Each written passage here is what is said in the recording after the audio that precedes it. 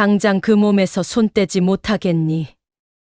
영희의 칼날 같은 목소리가 은지의 가슴에 비수처럼 꽂혔습니다. 결혼 초만 해도 둘의 사이는 모녀처럼 다정했는데 지금은 왜 이런 원수보다 못한 사이가 되었을까요? 사연 시작하겠습니다. 이영희는 며느리 최은지가 처음 집에 왔던 봄날을 기억합니다. 아들 준호와 손을 꼭 잡고 들어오던 모습이 선명했어요. 은지는 공손하게 허리를 숙이며 인사했습니다. 영희는 며느리의 따뜻한 손을 잡으며 안도했어요. 착한 며느리를 만났다는 생각이 들었습니다. 남편 장기철도 흐뭇하게 웃었어요. 결혼 후 신혼집은 시댁에서 30분 거리에 마련했습니다. 가까우면서도 독립적인 거리였어요.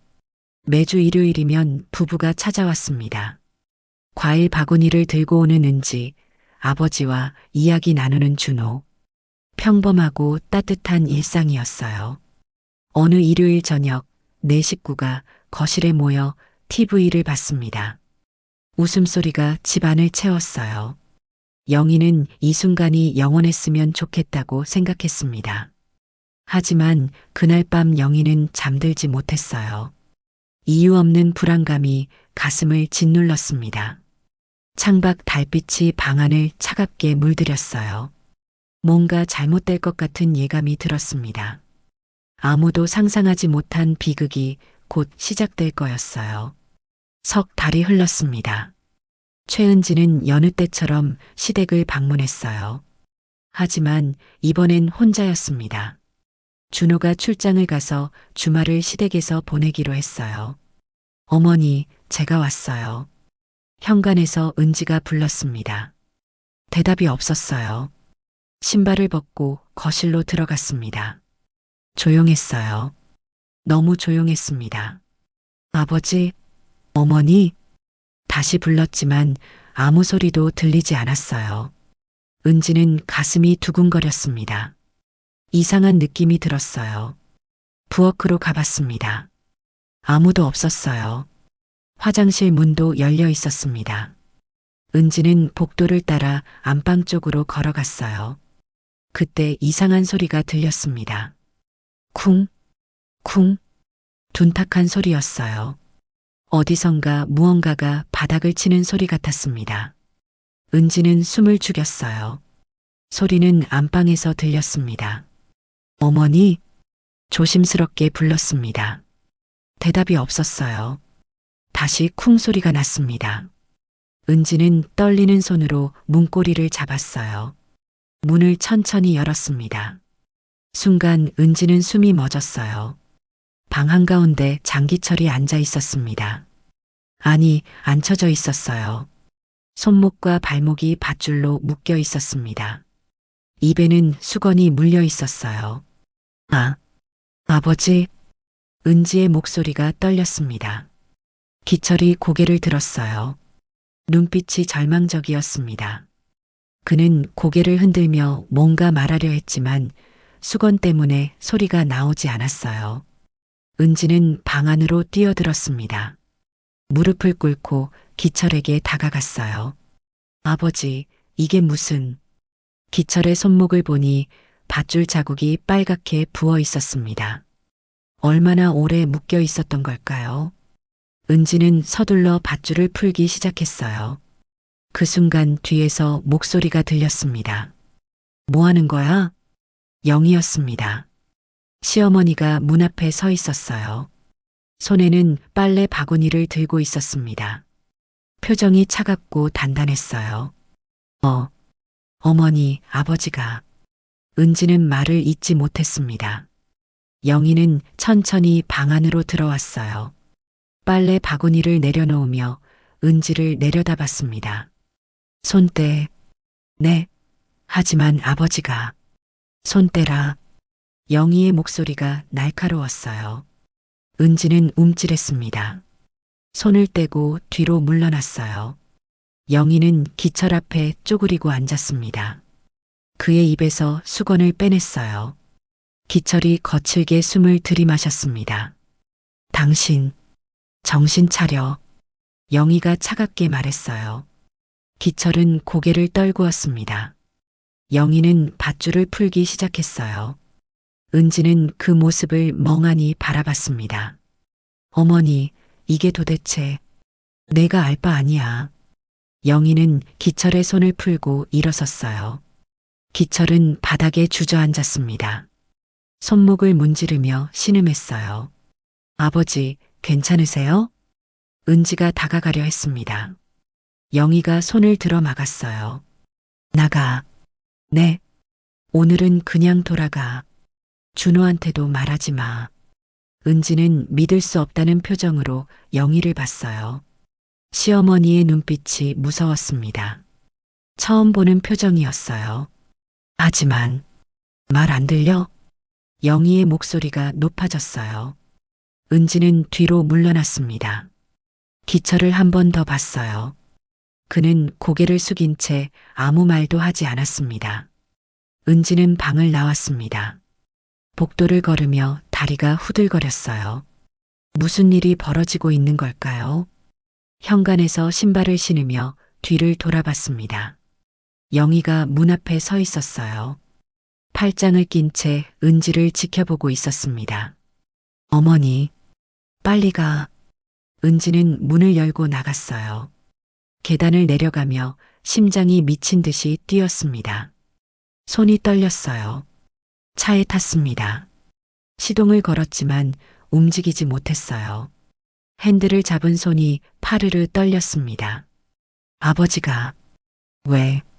이해할 수 없었어요. 왜 시아버지가 묶여 있었을까요? 왜 시어머니는 그렇게 당연하다는 듯 행동했을까요? 은지는 핸드폰을 꺼냈습니다. 준호에게 전화를 걸어야 할까요? 하지만 시어머니가 말하지 말라고 했어요. 어떡하지? 눈물이 핑 돌았습니다. 은지는 고개를 숙였어요. 핸들에 이마를 기댔습니다. 그날 본 시아버지의 눈빛이 잊혀지지 않았어요. 절망적이고 무력한 눈빛, 도와달라는 무언의 외침이 담겨 있었습니다. 아버지, 은지는 울었어요. 차 안에서 혼자 흐느꼈습니다. 무엇을 해야 할지 몰랐어요. 어떻게 해야 할지도 몰랐습니다. 한참 후에야 차를 몰았습니다. 집으로 가는 길이 멀게만 느껴졌어요. 신호등마다 멈출 때마다 시아버지의 모습이 떠올랐습니다. 집에 도착해서도 은지는 차에서 내리지 못했어요. 그냥 앉아서 창밖을 봤습니다. 해가 지고 있었어요. 내가 뭘 본 거지?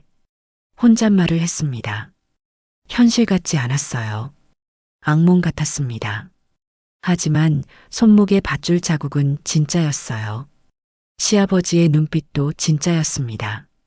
시어머니의 차가운 목소리도 진짜였어요. 은지는 핸드폰을 다시 꺼냈습니다. 준호의 번호를 눌렀어요. 하지만 통화 버튼은 누르지 못했습니다. 어떻게 말하지? 남편에게 뭐라고 설명해야 할까요? 당신 아버지가 묶여 있었다고? 당신 어머니가 그걸 당연하게 여긴다고? 은지는 전화를 끊었습니다. 차에서 내려 집으로 들어갔어요. 문을 잠그고 소파에 주저앉았습니다. 그날 밤 은지는 잠들지 못했어요.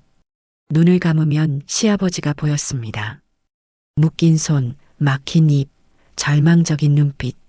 내가 뭘 해야 하지? 새벽까지 고민했습니다. 답은 나오지 않았어요. 다만 한 가지는 확실했습니다. 저 집에 뭔가 끔찍한 비밀이 있다는 것. 사흘이 지났습니다. 최은지는 그날 본 광경을 잊을 수 없었어요. 밤마다 장기철의 눈빛이 떠올랐습니다. 묶인 손목, 절망적인 표정, 그리고 시어머니 이영희의 차가운 목소리가 귓가에 맴돌았어요.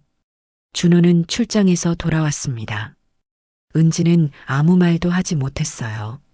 남편 앞에서 웃으려 애썼지만 쉽지 않았습니다.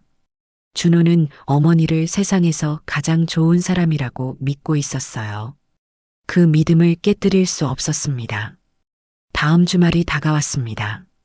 준호가 시댁에 가자고 했어요. 은지는 사실 혼자 가고 싶었습니다. 시아버지 상태를 확인하고 싶었어요. 하지만 거절할 수 없었습니다. 시댁에 도착하자 영희가 문을 열어줬어요.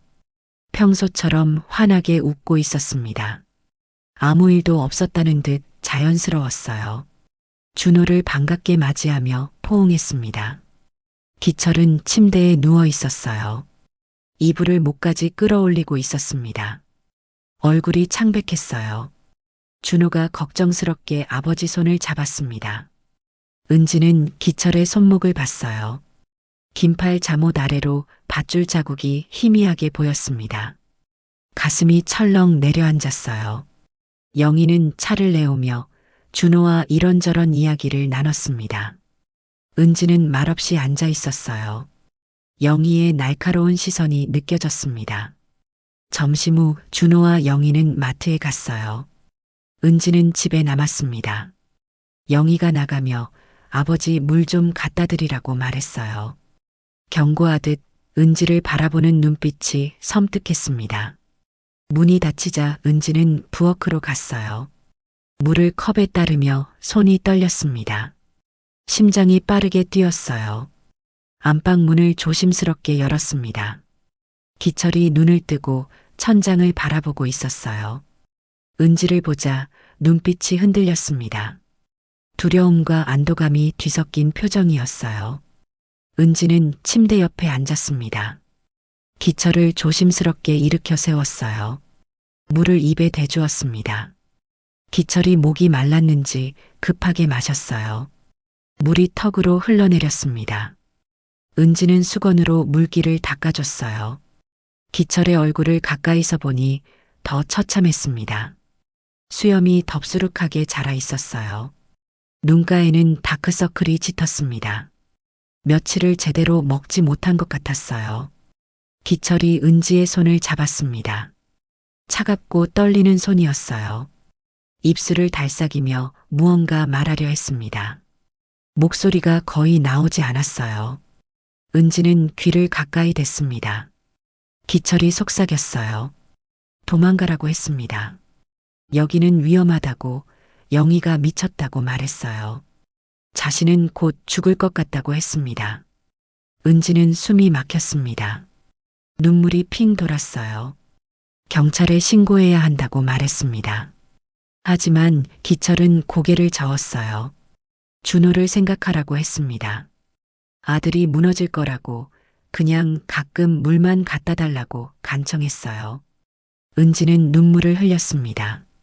기철도 울고 있었어요. 두 사람은 말없이 손을 잡고 있었습니다. 서로의 고통을 나누는 시간이었어요. 현관문 열리는 소리가 들렸습니다. 은지는 화들짝 놀라 일어섰어요. 기철을 다시 눕히고 이불을 덮어줬습니다. 서둘러 방을 나왔어요. 복도에서 영희와 마주쳤습니다. 영희는 장바구니를 들고 서 있었어요. 은지를 위아래로 훑어봤습니다. 차가운 눈빛이었어요. 마치 모든 걸 알고 있다는 듯한 표정이었습니다. 은지는 화장실로 갔습니다. 세면대에 손을 짚고 거울을 봤어요. 얼굴이 창백했습니다. 눈물 자국이 남아 있었어요. 찬물로 얼굴을 씻었습니다. 거울 속 자신을 바라봤어요. 어떻게 해야 할까요? 경찰에 신고하면 준호가 알게 됩니다. 남편은 어머니를 믿고 있었어요. 진실을 알면 무너질 게 뻔했습니다. 하지만 시아버지를 그대로 둘 수도 없었어요. 저 상태로 있다가는 정말 죽을 수도 있었습니다. 은지는 머리를 쥐어뜯었어요. 그날 이후 은지는 자주 시댁을 찾았습니다. 준호 몰래 혼자 갔어요. 영희가 외출한 시간을 노렸습니다. 기철에게 물을 주고 밥을 먹여줬어요. 처음엔 영희 몰래였습니다. 하지만 얼마 지나지 않아 들켰어요. 어느 날 영희가 갑자기 돌아왔습니다. 은지가 기철에게 죽을 먹이고 있을 때였어요. 영희는 문 앞에 서서 지켜봤습니다. 아무 말도 하지 않았어요. 그저 차갑게 응시하고 있었습니다. 은지는 등골이 서늘했어요. 그날 이후 미묘한 균형이 생겼습니다. 영희는 은지가 기철을 돌보는 걸 막지 않았어요. 대신 더 철저하게 감시했습니다. 은지가 올 때마다 집에 있었어요. 방 밖에서 지켜봤습니다. 은지와 기철 사이에 말없는 교감이 생겼어요. 눈빛만으로 위로를 전했습니다. 은지가 손을 잡아주면 기철은 감사의 눈물을 흘렸어요. 말은 필요 없었습니다. 한 달이 지났습니다. 은지는 점점 지쳐갔어요. 시댁과 집을 오가며 거짓말을 이어가는 게 힘들었습니다. 준호에게 들킬까봐 두려웠어요. 영희의 감시도 점점 심해졌습니다. 어느 날 밤 은지는 악몽을 꿨어요. 기철이 죽어있는 꿈이었습니다. 비명을 지르며 깼어요. 준호가 놀라 깼습니다. 은지를 안아주며 괜찮다고 달랬어요. 은지는 남편 품에서 울었습니다. 모든 걸 말하고 싶었어요. 하지만 입을 열 수 없었습니다. 준호가 무너지는 걸 볼 수 없었어요. 다음 날 시댁에 갔습니다. 기철 상태가 더 나빠져 있었어요. 숨소리가 거칠었습니다. 은지는 영희에게 병원에 가야 한다고 말했어요. 영희는 차갑게 웃었습니다. 병원은 필요 없다고 했어요. 그리고 은지에게 경고했습니다. 쓸데없는 짓 하지 말라고, 준호를 생각하라고 말했어요. 은지는 무력했습니다. 아무것도 할 수 없었어요. 그저 기철 옆에 앉아 손을 잡아줄 뿐이었습니다. 그날 밤 은지는 결심했어요. 이대로는 안 된다고 생각했습니다. 무언가 해야 했어요. 하지만 무엇을 어떻게 해야 할지 몰랐습니다. 창밖을 바라봤어요. 달이 떠 있었습니다. 차갑고 외로운 달빛이 방 안을 비췄어요. 은지는 그 빛 속에서 답을 찾으려 했습니다. 하지만 답은 없었어요. 다만 한 가지는 확실했습니다. 이 비밀이 곧 폭발할 거라는 것. 그리고 그때가 오면 모든 게 무너질 거라는 것. 석 달이 흘렀습니다. 은지는 기철을 몰래 돌보는 일상에 익숙해졌어요. 하지만 영희의 감시는 날로 심해졌습니다. 집안 곳곳에 CCTV를 설치했어요. 은지의 모든 움직임을 기록했습니다. 어느 날 영희가 은지를 거실로 불렀어요. 테이블 위에 노트북이 놓여 있었습니다. 화면에는 CCTV 영상이 재생되고 있었어요. 영상 속 은지가 기철의 손을 잡고 있었습니다. 기철의 이마에 손을 얹으며 열을 확인하는 모습이었어요. 영희는 화면을 가리키며 은지를 똑바로 쳐다봤습니다. 영희의 목소리가 차갑게 떨렸어요. 내 남편에게 감히 손을 대냐고 물었습니다. 은지는 당황했어요.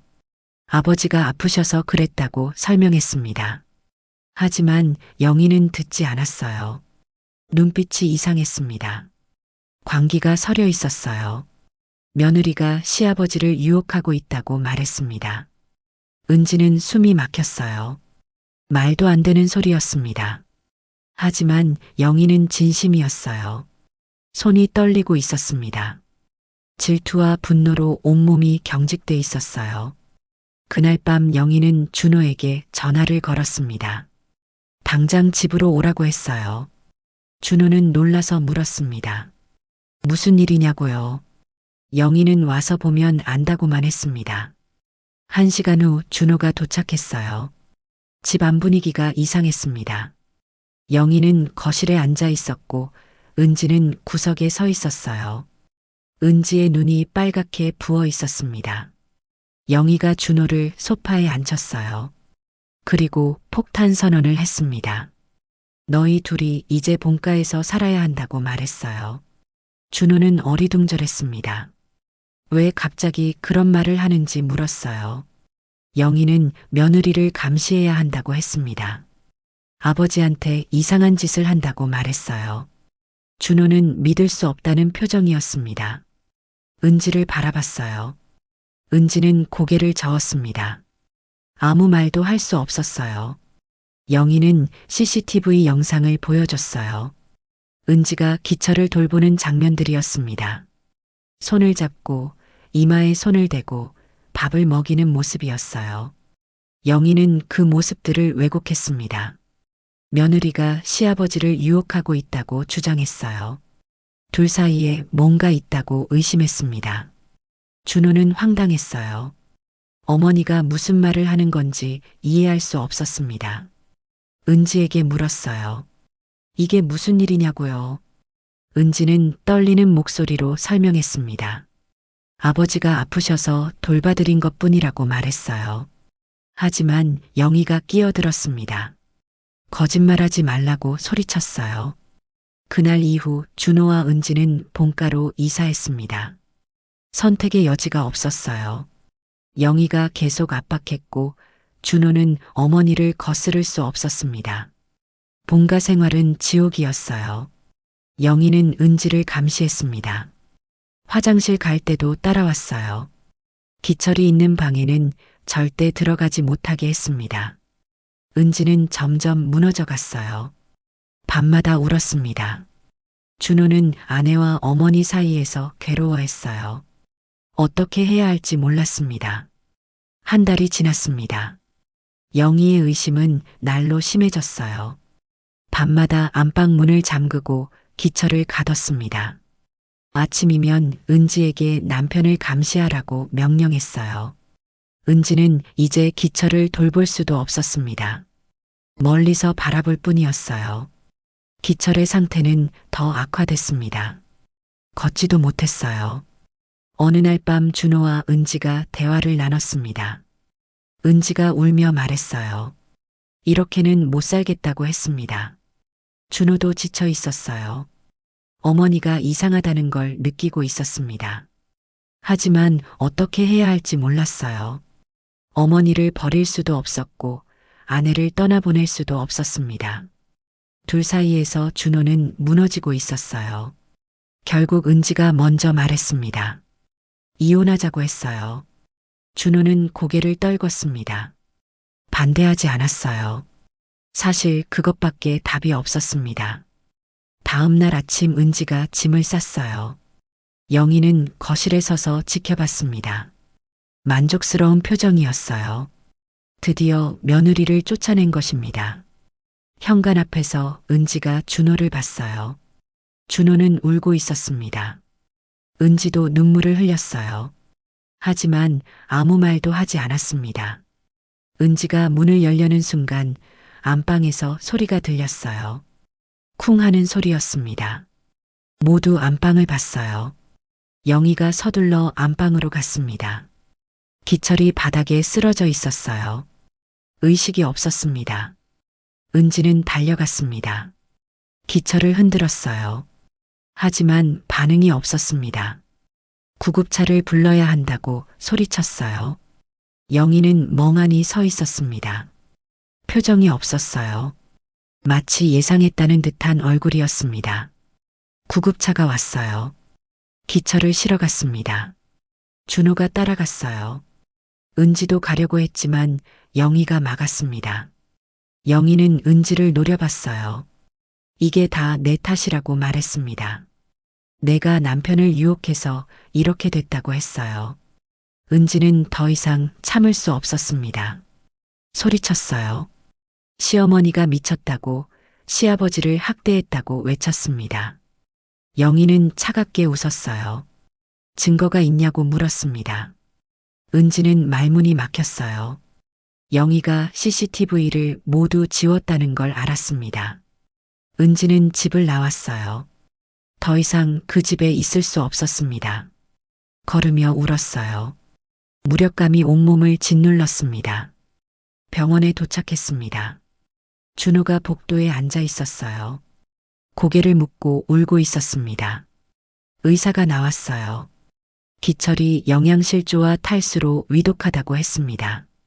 오래 방치됐다고, 학대 흔적이 보인다고 말했어요.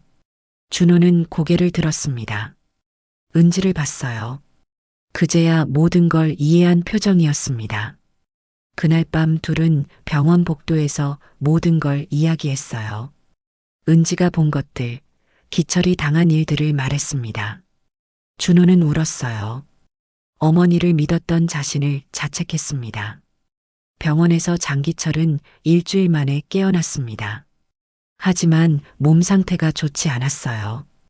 의사는 장기 입원이 필요하다고 했습니다. 준호는 아버지 곁을 지켰어요. 이영희는 병원에 오지 않았습니다. 집에서 혼자 지내고 있었어요. 준호가 전화를 걸어도 받지 않았습니다. 최은지는 이혼 서류를 받았어요. 준호가 보낸 것이었습니다. 하지만 서명하지 않았어요. 아직 마음 정리가 안 됐습니다. 기철이 회복하면서 진실이 드러났어요. 경찰이 왔습니다. 기철의 진술을 들었어요. 영희가 5년 동안 자신을 학대했다고 말했습니다. 처음엔 질투에서 시작됐다고 했어요. 영희가 기철의 핸드폰을 뒤졌습니다. 옛 연인과의 사진을 발견했어요. 30년 전 사진이었지만 영희는 미쳤습니다. 그날부터 감시가 시작됐어요. 영희는 기철의 모든 행동을 의심했습니다. 외출할 때마다 따라다녔어요. 친구를 만나지 못하게 했습니다. 1년이 지나자 더 심해졌어요. 영희는 기철을 방에 가뒀습니다. 외출을 금지했어요. 핸드폰을 빼앗았습니다. 기철은 처음엔 참았어요.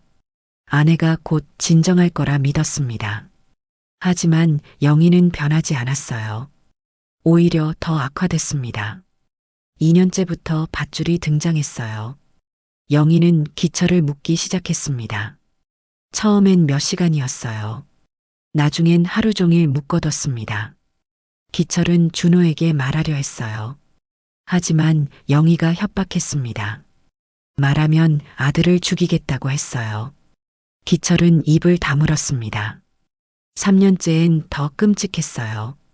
영희는 밥을 주지 않았습니다. 하루에 한 끼만 줬어요. 물도 제한했습니다. 기철은 점점 약해졌어요. 걷지 못했습니다. 말도 제대로 못했어요. 하지만 준호 앞에서는 연기를 해야 했습니다. 영희가 시켰어요. 은지가 발견한 날 기철은 안도했습니다. 드디어 누군가 알게 됐다고 생각했어요. 하지만 동시에 두려웠습니다. 은지가 위험해질까봐 걱정됐어요. 경찰은 영희를 조사했습니다. 하지만 영희는 모든 걸 부인했어요. 남편이 거짓말하고 있다고 주장했습니다. 치매 초기라서 헛소리한다고 했어요. 증거가 부족했어요. CCTV는 모두 삭제됐습니다. 밧줄도 없었어요. 영희가 미리 처리한 것입니다. 결국 경찰은 영희를 입건하지 못했어요. 기철의 진술만으로는 부족했습니다. 의료 기록도 애매했어요. 학대라고 단정할 수 없었습니다. 준호는 무너졌어요. 어머니가 아버지를 학대했다는 사실을 받아들일 수 없었습니다. 하지만 아버지의 몸 상태가 증거였어요. 뼈만 남은 몸, 상처투성이 손목이 말해주고 있었습니다. 준호는 은지를 찾아갔어요. 무릎을 꿇었습니다. 미안하다고 말했어요. 은지는 울었습니다. 둘은 껴안고 한참을 울었어요. 하지만 이혼은 진행됐습니다. 은지가 원했어요. 이 가족과는 더 이상 함께할 수 없다고 말했습니다. 준호는 이해했어요. 말리지 않았습니다. 이혼 서류에 서명하는 날, 둘은 카페에서 마주 앉았어요. 준호가 펜을 건넸습니다. 은지가 떨리는 손으로 서명했어요. 서류를 정리하며 준호가 물었습니다. 아버지를 계속 돌봐줄 수 있냐고요. 은지는 고개를 끄덕였습니다. 그건 인간적인 일이라고 말했어요. 준호는 고마워했어요. 그리고 어머니에 대해 말했습니다. 정신과 치료를 받게 할 거라고 했어요. 은지는 아무 말도 하지 않았습니다. 둘은 헤어졌어요. 각자의 길을 가기로 했습니다. 하지만 기철을 통해 연결돼 있었어요. 은지는 일주일에 2번 병원을 찾았습니다. 기철에게 과일을 갖다 줬어요. 이야기를 나눴습니다. 기철은 은지를 보며 미안해했어요. 은지는 괜찮다고 말했습니다. 당신 잘못이 아니라고 했어요. 기철은 눈물을 흘렸습니다.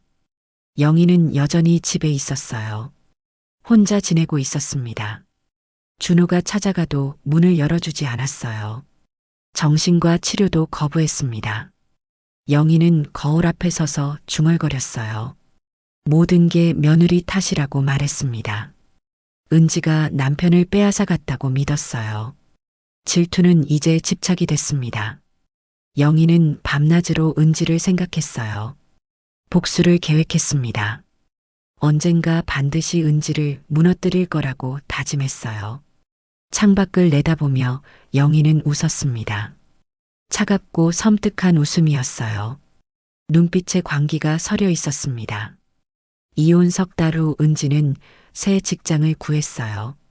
평범한 회사원으로 살기 시작했습니다. 기철은 요양원으로 옮겼어요. 준호가 좋은 곳을 찾아줬습니다. 모든 게 정리되는 것 같았어요. 하지만 폭풍 전야였습니다. 진짜 비극은 이제 시작이었어요. 이혼 후 6개월이 흘렀습니다. 은지는 새로운 삶에 적응하고 있었어요. 작은 원룸에서 혼자 살았습니다. 회사 일에 집중하며 하루하루를 보냈어요. 하지만 장기철을 잊을 수 없었습니다. 일주일에 2번은 꼭 요양원을 찾았어요. 과일을 들고 갔습니다. 기철과 이야기를 나누며 시간을 보냈어요. 기철은 많이 회복했습니다. 걸을 수 있게 됐어요. 말도 또렷해졌습니다. 하지만 정신적 상처는 여전했어요. 밤마다 악몽을 꿨습니다. 어느 날 은지가 요양원에 갔을 때였어요. 기철이 창밖을 바라보고 있었습니다. 표정이 어두웠어요. 은지가 다가가 앉자 기철이 입을 열었습니다. 은지야, 미안하다. 내 때문에. 아니에요, 아버님. 제가 온 건 제 선택이에요. 왜 계속 오는 거니? 은지는 잠시 망설이다 조용히 대답했어요. 당신이 불쌍해서요. 그냥 인간적으로 도와드리고 싶어요. 기철은 눈물을 흘렸습니다. 그 말 속엔 진심이 담겨 있었어요. 가족도 아니고 의무도 아닌 순수한 연민이었습니다. 그날 이후 둘의 관계는 묘해졌어요. 가족도 아니고 남도 아니었습니다. 그저 서로를 이해하는 사이였어요. 같은 고통을 겪은 동지 같았습니다. 준호도 가끔 요양원에 왔어요. 은지와 마주칠 때가 있었습니다. 어색하게 인사를 나눴어요. 하지만 대화는 길지 않았습니다. 준호는 어머니 영희를 입원시키려 했어요. 하지만 실패했습니다. 영희가 완강히 거부했어요. 본인은 정상이라고 주장했습니다. 영희는 여전히 집에 혼자 살고 있었어요. 아무도 만나지 않았습니다. 커튼을 치고 지냈어요. 밤에만 밖으로 나왔습니다. 이웃들은 수군거렸어요. 저 집에 이상한 여자가 산다고 말했습니다. 밤마다 혼자 중얼거린다고 했어요. 실제로 영희는 매일 밤 거울 앞에 앉았습니다. 며느리 은지를 떠올렸어요. 복수를 꿈꿨습니다. 노트에 은지의 일정을 적었어요. 영희는 은지를 미행하기 시작했어요. 출근 시간을 파악했습니다. 퇴근 후 어디로 가는지 확인했어요. 요양원에 가는 것도 알고 있었습니다. 어느 날 영희는 요양원 밖에서 기다렸어요. 은지가 나오는 걸 봤습니다. 은지 뒤를 따라갔어요. 충분히 떨어진 거리를 유지했습니다. 은지는 카페에 들어갔어요. 커피를 주문하고 창가에 앉았습니다. 영희는 밖에서 지켜봤어요. 은지의 모습을 응시했습니다. 증오가 끓어올랐어요. 저 여자가 모든 걸 망쳤다고 생각했습니다. 남편을 빼앗아 갔고 아들을 빼앗아 갔다고 믿었어요. 영희는 주먹을 쥐었습니다. 이를 갈았어요. 언젠가 반드시 복수할 거라고 다짐했습니다. 한 달 후 기철이 은지에게 부탁했어요. 은지야, 부탁이 있다. 옛날 집에 내 앨범이 있는데. 아버님, 그 집엔 어머님이 계시잖아요. 영희는 요즘 낮엔 병원 다닌대. 준호한테 들었어. 은지는 망설였습니다. 그 집에 가기 싫었어요. 하지만 기철의 간절한 눈빛을 외면할 수 없었습니다. 토요일 오후 은지는 예전 시댁 앞에 섰습니다. 현관문 앞에서 숨을 깊이 들이마셨어요. 벨을 눌렀습니다. 아무 대답이 없었어요. 다시 눌렀습니다. 여전히 조용했어요. 은지는 문고리를 잡았습니다. 열려 있었어요. 문을 밀고 들어갔습니다. 집안이 어두웠어요. 커튼이 모두 쳐져 있었습니다. 먼지 냄새가 났어요. 거실로 들어갔어요. 가구들이 그대로 있었습니다. 하지만 먼지가 쌓여 있었어요. 아무도 청소하지 않은 지 오래된 것 같았습니다. 안방 문이 열려 있었어요. 은지는 조심스럽게 다가갔습니다. 방 안을 들여다봤어요. 영희가 침대에 앉아 있었습니다. 은지를 보고 있었어요. 웃고 있었습니다. 들어올 줄 알았어. 은지는 소름이 돋았어요. 뒤로 물러났습니다. 영희가 천천히 일어섰어요. 아버님 앨범 가지러. 거짓말. 내 남편 보러 온 거잖아. 영희의 목소리가 차가웠습니다. 은지는 현관으로 달려갔어요. 문을 열려고 했지만 잠겨 있었습니다. 뒤를 돌아보니 영희가 열쇠를 들고 서 있었습니다. 차갑게 웃고 있었어요. 오늘은 우리 둘이서 천천히 이야기하자. 내 남편한테 왜 손을 댔는지. 저는 그냥 돌봐드린 것 뿐이에요. 거짓말 하지 마. 난 다 봤어. 손잡고 만지고. 영희는 은지를 거실로 끌고 갔습니다. 소파에 앉혔어요. 그리고 맞은편에 앉았습니다. 영희의 눈빛이 점점 이상해졌어요. 같은 말을 반복했습니다. 은지가 남편을 유혹했다고 모든 게 은지 탓이라고 주장했어요. 시간이 흘렀습니다. 해가 지기 시작했어요. 은지는 점점 두려워졌습니다. 영희는 갑자기 일어나 부엌으로 갔어요. 뭔가를 들고 돌아왔습니다. 과도였어요. 은지는 숨이 막혔습니다. 영희는 칼을 바라보며 중얼거렸어요. 이제 정리할 시간이야. 은지는 영희가 든 칼을 보며 온몸이 얼어붙었습니다. 영희의 눈빛엔 광기가 서려 있었어요. 은지는 뒤로 물러났습니다. 그때 현관문이 열렸어요. 준호였습니다. 아버지가 걱정돼서 집에 들렀다가 은지 차를 본 것입니다. 어머니, 뭐 하시는 거예요? 준호가 영희에게서 칼을 빼앗았어요. 영희는 주저앉으며 울기 시작했습니다. 은지는 떨리는 다리로 집을 나왔어요. 그날 이후 3주일이 지났습니다. 은지는 요양원을 계속 찾았어요. 하지만 이번엔 다른 이유도 있었습니다. 어머니 강미숙도 같은 요양원에 입원해 있었어요. 미숙은 6개월 전 암말기 진단을 받았습니다. 은지가 좋은 요양원을 찾다가 우연히 기철이 있는 곳으로 정했어요. 거리가 가깝고 시설이 좋았습니다. 입원 2주일 후 미숙과 기철이 마주쳤습니다. 복도에서였어요. 미숙이 휠체어를 타고 지나가는데 기철이 산책을 나왔습니다. 둘은 동시에 멈췄어요. 50년 만의 재회였습니다. 기철 씨, 미숙 씨, 시간이 멈춘 것 같았어요. 기철은 믿을 수 없다는 표정으로 다가갔습니다. 미숙은 눈물을 흘렸어요. 그날 이후 둘은 자주 만났습니다. 요양원 정원에서 만났어요. 이야기를 나눴습니다. 50년의 공백을 채워갔어요.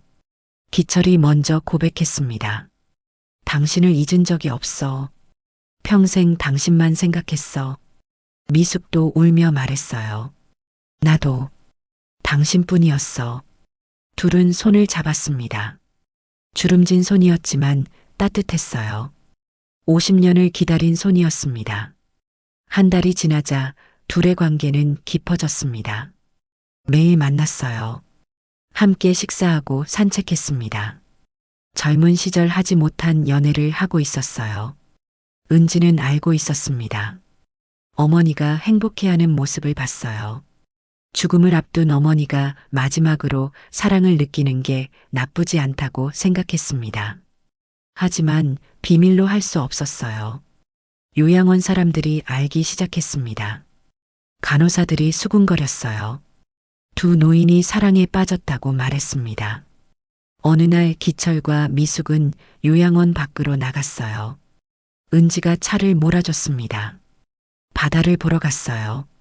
바닷가에서 둘은 손을 잡고 걸었습니다. 파도 소리를 들으며 이야기를 나눴어요. 미숙아, 50년 전 약속 기억해? 결혼하자던 거? 응. 지금이라도 늦지 않았어. 미숙은 고개를 저었습니다. 우린 이미 늙었어. 그냥 이렇게 있는 게 좋아. 그래도 난 당신이 내 사람이었으면 좋겠어. 기철이 미숙을 안았습니다. 미숙도 기철을 안았어요. 은지는 멀리서 그 모습을 봤습니다. 눈물이 났어요. 2주일 후 둘은 호텔에 갔습니다. 은지가 예약해줬어요. 깨끗한 방이었습니다. 창밖으로 도시가 내려다 보였어요. 기철과 미숙은 그곳에서 하룻밤을 보냈습니다.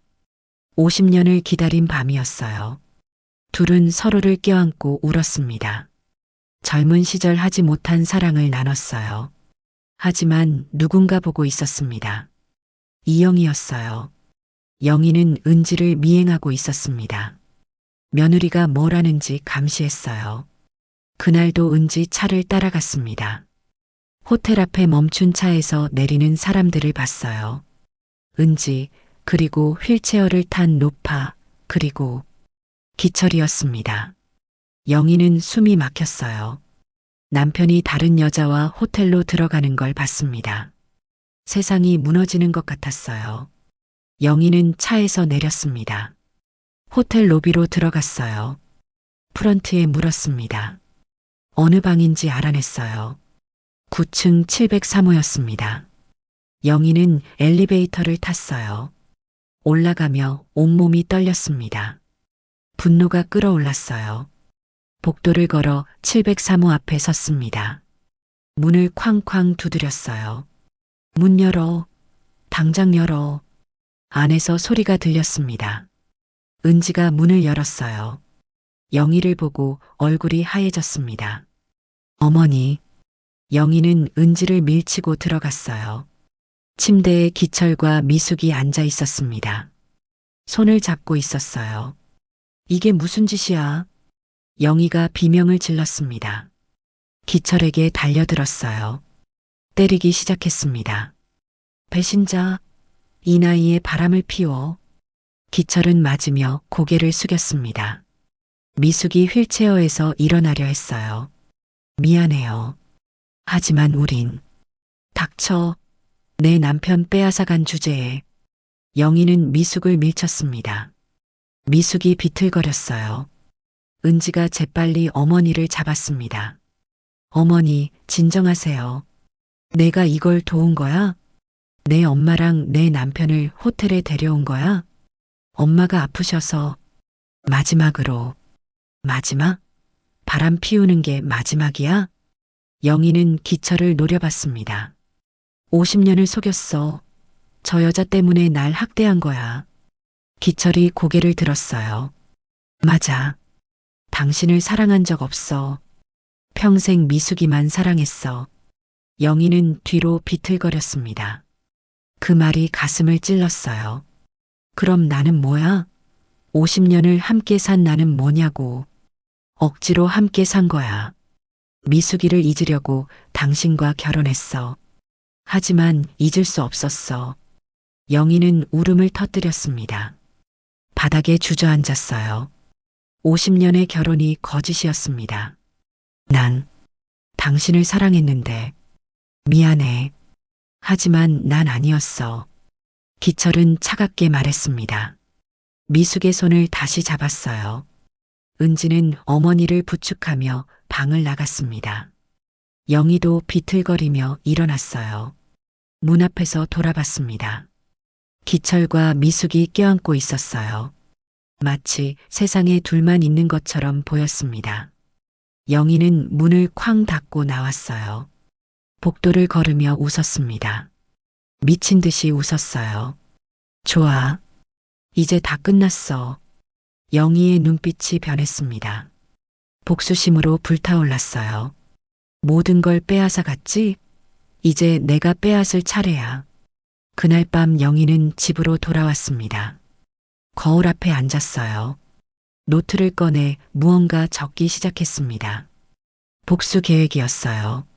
하나씩 은지와 미숙을 무너뜨릴 계획이었습니다. 창밖으로 달이 떠올랐습니다. 차갑고 핏빛 같은 달이었어요. 영희는 그 달빛 아래서 미소 지었습니다. 섬뜩한 미소였어요. 호텔 사건 후 2주일이 지났습니다. 강미숙은 급격히 악화됐어요. 호텔에서 영희에게 밀린 충격이 컸습니다. 병원으로 옮겼지만 회복하지 못했어요. 일주일 후 미숙은 세상을 떠났습니다. 장기철이 곁에 있었어요. 마지막 순간 미숙이 속삭였습니다. 고마워. 사랑해. 기철은 울었습니다. 50년을 기다려 겨우 한 달을 함께했어요. 너무 짧은 시간이었습니다. 장례식장은 조용했어요. 최은지와 몇몇 친척들만 있었습니다. 기철도 왔어요. 영정 앞에 무릎 꿇고 한참을 울었습니다. 준호는 오지 않았습니다. 어머니 편을 들었어요. 은지에게 전화조차 하지 않았습니다. 장례를 치르고 은지는 어머니 유품을 정리했어요. 작은 상자 하나가 나왔습니다. 오래된 편지들이 들어 있었어요. 기철이 50년 전 보낸 편지들이었습니다. 노랗게 바랜 종이에 연필로 쓴 글씨였어요. 은지는 한 장을 펼쳐봤습니다. 미수가 나 돈 모으고 있어. 조금만 기다려. 꼭 데리러 갈게. 평생 너만 사랑할게. 은지는 눈물을 흘렸습니다. 어머니가 평생 이 편지들을 간직했다는 게 가슴 아팠어요. 한 달이 지났습니다. 은지는 일상으로 돌아가려 애썼어요. 회사에 출근하고 집에 돌아왔습니다. 하지만 공허했어요. 어느 날 회사에서 이상한 일이 벌어졌습니다. 은지가 맡은 프로젝트에 문제가 생겼어요. 중요한 파일이 사라진 것입니다. 상사가 은지를 불렀어요. 추궁했습니다. 은지는 모른다고 했어요. 하지만 CCTV를 확인하니 은지 컴퓨터에서 파일이 삭제됐습니다. 변명하지 마세요. 증거가 있어요. 상사는 차갑게 말했습니다. 은지는 억울했어요. 자신이 지운 게 아니었습니다. 누가 제 컴퓨터를. 하지만 아무도 믿지 않았어요. 은지는 징계를 받았습니다. 한 달 감봉이었어요. 집으로 돌아오며 은지는 이상하다고 생각했습니다. 누군가 일부러 한 것 같았어요. 2주일 후 또 다른 일이 벌어졌습니다. 은지 명의로 대출이 실행됐어요. 5천만 원이었습니다. 은지는 전혀 모르는 일이었어요. 은행에 갔습니다. 담당자가 서류를 보여줬어요. 은지 서명이 있었습니다. 하지만 은지가 쓴 게 아니었어요. 이거 제 서명 아니에요. 하지만 신분증 사본도 있고. 은지는 경찰에 신고했습니다. 하지만 증거가 부족했어요. 서명 감정을 받아야 한다고 했습니다. 시간이 걸렸어요. 한 달 후 은지 집에 불이 났습니다. 새벽 2시였어요. 은지는 연기 냄새에 깼습니다. 부엌에서 불길이 치솟고 있었어요.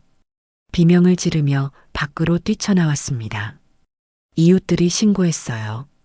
소방차가 왔습니다. 불은 꺼졌지만 집은 반쯤 탔어요. 소방관이 조사했습니다.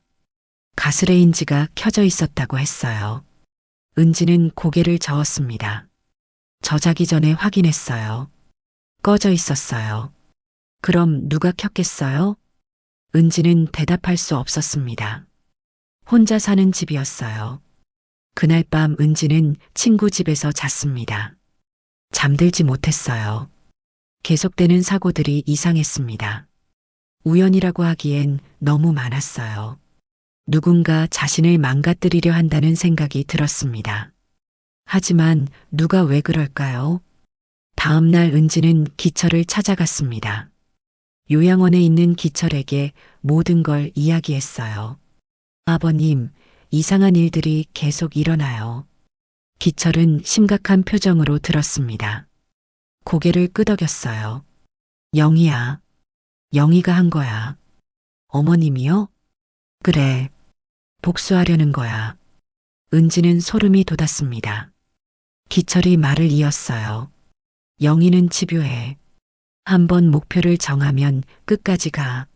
하지만 증거가 없어요. 그게 영희 방식이야. 증거를 남기지 않아. 은지는 두려워졌습니다. 앞으로 무슨 일이 벌어질지 몰랐어요. 석 달이 지났습니다. 은지의 삶은 계속 무너졌어요. 회사에서 해고됐습니다. 대출 문제로 신용불량자가 됐어요. 집은 전세 사기를 당했습니다.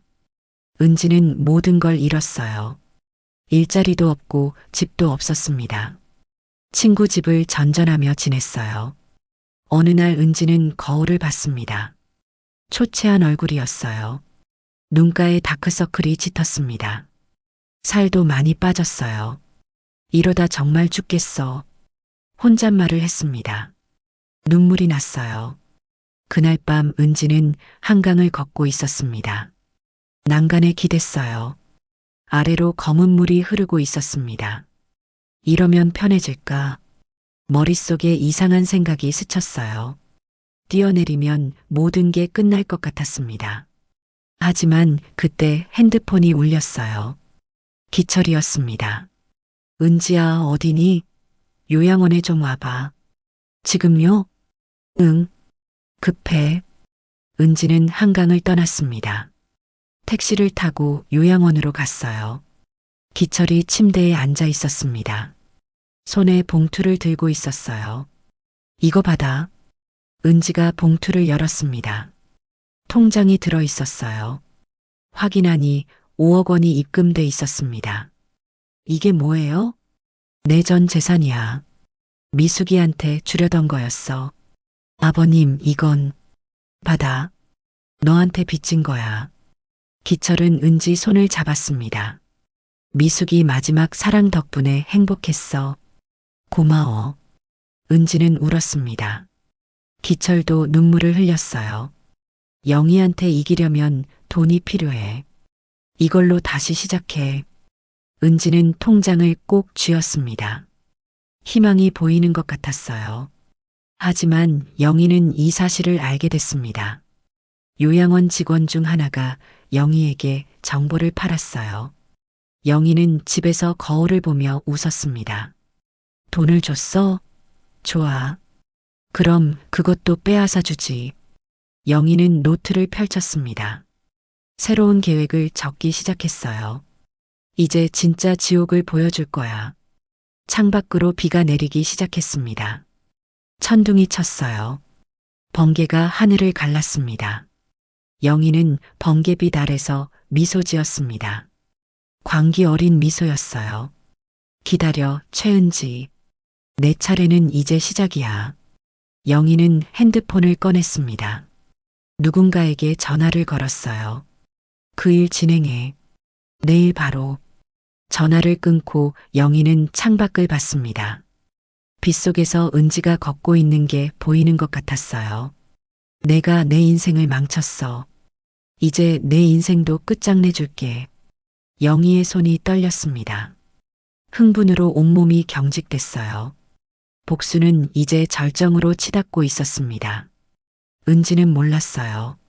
자신을 향한 더 큰 비극이 다가오고 있다는 것을. 비는 계속 내렸습니다. 밤은 깊어갔어요. 어둠 속에서 누군가 움직이고 있었습니다. 은지를 향해 다가오고 있었어요. 은지는 이 삶을 잘 살아갈 수 있을까요?